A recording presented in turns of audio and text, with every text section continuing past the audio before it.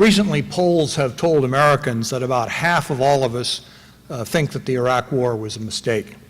Considering how the press has covered the Iraq War, I'm quite relieved, because if the people had taken the press seriously, 95% of them would have thought that the war in Iraq was a great mistake. Full disclosure took our cameras to the Ronald Reagan Presidential Library to hear Dr. James Q. Wilson speak on the war and the mass media. Dr. Wilson holds the Ronald Reagan Chair at the Pepperdine School of Public Policy. In his talk, he explained the impact of the media in shaping public policy. He clarified how we got where we are today. In the old days, when the media were much less competitive, talk radio didn't exist, television newscast was growing in size, newspapers were prosperous, the "if it bleeds, it leads" slogan was much less important. But part of this is not the inevitable result of media competition. Part of it is the result of the attitudes of the media. So what are the attitudes of the media? We asked Alan Bach, the senior editorial writer of the Orange County Register, to tell us what he perceives is the role of the media, especially when we're involved in a war. I think it's the role of the media, as it ought to be the role of the media most of the time, to raise intelligent questions and to dig out information about how the government's doing in conducting the war on terrorism. And that sometimes means doing things that some people would think, oh, that's pretty unpatriotic to question what our leaders are doing. And sometimes it might be on the edge of that. When the war against Saddam Hussein was on, 51% of the media's coverage of it was negative.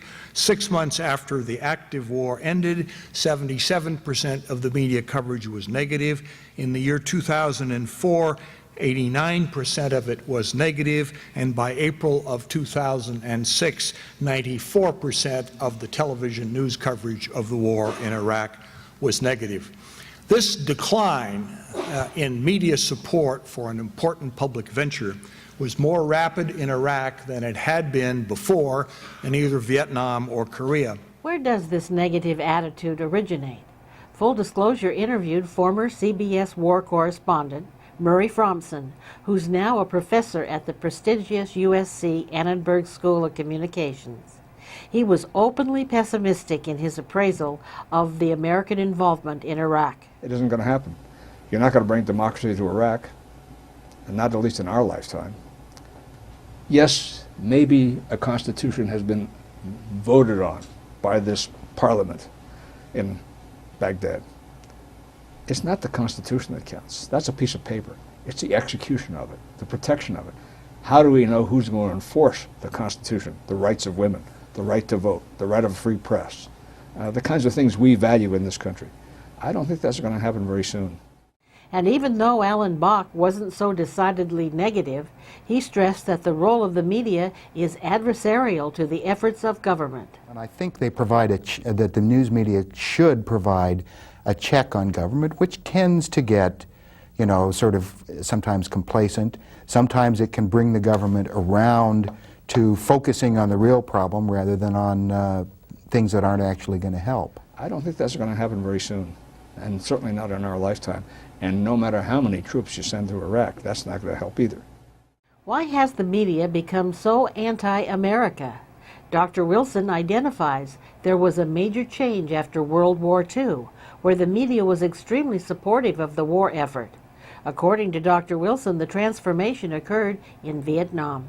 There were some old veteran reporters in Vietnam, such as S.L.A. Marshall and others, who had covered the Second World War and covered Korea and were there to cover the Vietnam War. And immediately there was a big age gap that opened up between men like Marshall on the one hand and David Halberstam and Neil Sheehan on the other hand. And this conflict between these two generations was described as in Marshall's language in the following way. At one time, you were an American first and a reporter second. Now you're a reporter first and an American second. And that conflict between Halberstam and Sheehan on the one side and Marshall and his friends on the other side was one of the major sources of the change that Vietnam represented. At home, the newspapers printed the stories by Sheehan and Halberstam on the front pages. The stories by SLA Marshall and his colleagues, if printed at all, were printed on the back pages. Why? Well, because the stories by the younger reporters were brighter, filled with gruesome details, were skeptical of the American military and the American government, and were well written, whereas stories by the older reporters seemed to be duller. And this was a time when journalism was beginning to feel keenly the need to compete among its outlets. Newspapers had to struggle to compete with radio and television, something that was hardly important at all in Korea and not important at all during the Second World War, and this competition led the struggle. And then you perhaps may recall the Tet Offensive in 1968, in which the North Vietnamese Army made a major assault on all of the forces in the South. Competent military observers at the time said that the North Vietnamese Army was defeated and turned back with massive losses. The press reported it instead as an American defeat. Before the Tet Offensive, 28% of the American people in public opinion polls reported that they were doves. After the Tet Offensive, that number went up to 42%. So in 1968, in the early months of 1968, the country began to move against the war, a war that the public and the media till that moment had supported because of misreporting, miscalculation about what was claimed to be an American defeat when in fact it was an American victory. What was different in the 1960s was that it wasn't the Peace Party who was opposing the war. It was a broad, radical, New Left critique of American society, which said not simply that the war was wrong or the draft was wrong, but the United States was an immoral and genocidal nation that was trying to impose its will on helpless peasants living abroad. Why do the publishers and owners of various media outlets allow their staff employees to impugn the values of America? Don't the owners have any sense of patriotism, we wondered? Dr. Wilson explains that it's a matter of economics. The press, by and large, is not governed by owners. It is governed by the stock market. And the stock market is represented in the organization by boards of directors who are more interested in profits. And as a consequence of that, they have ceded almost complete journalistic control, the editorial output of the newspapers, to editors and writers. So why would media corporations, surrendering editorial control, result in the undermining of American policies? Dr. Wilson claims that it's the competition for readership and viewership that's motivating the newspaper and television writers to disparage our country. The intense competition among the press has become even worse than it began in Vietnam. The loss of newspaper readers and the loss of viewers for network television, the rise of talk radio, the rise of internet and blog communications has made the media business one of the most competitive in the world, with people now struggling to hang on to shrinking audiences. The result of all of this is that when we again have a war, and this country will again have a war at some point in our time, we will realize that the war will not be fought and won on some foreign soil in struggles between American soldiers and their foreign enemies. Our enemies now realize where the wars will be won and lost. Our wars, they believe, will be won and lost on the streets of New York City. Thank you. We found a group of high school students from Simi Valley in the audience and asked them for their reaction to Dr. Wilson's presentation. What do you think Dr. Wilson meant when he said that the wars would be won and lost in the streets of New York? Now, I really like that comment. I thought it was a very interesting note because ultimately the way he ended on that note, almost it seemed as if the American people were the enemy of America was America itself, because the way it seemed to turn on itself and the way it was so divided. Definitely what he meant was that the struggle isn't necessarily going to be played out on battlefields, but it's going to be a war of public opinion, and that public opinion is going to be shaped by the journalism companies and the journalism centers.